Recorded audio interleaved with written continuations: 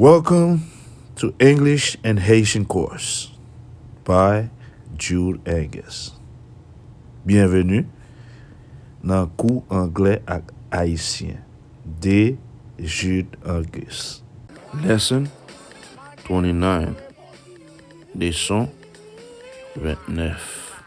Will it rain today? Est-ce que la fait la pluie jodi a?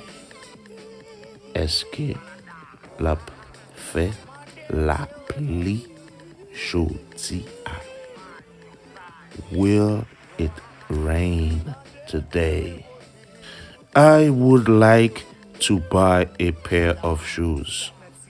Mwen ta reme acheter yon paire soulier. I lost my wallet. Mwen perdi pousse mwen.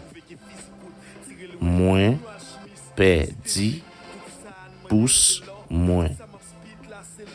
I lost my wallet. I feel very unwell.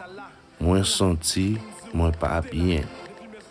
Mwen senti mwen pa bien.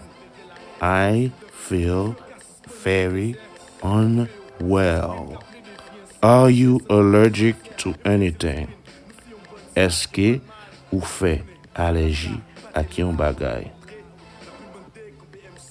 Est-ce que ou fait allergie ak yon bagay?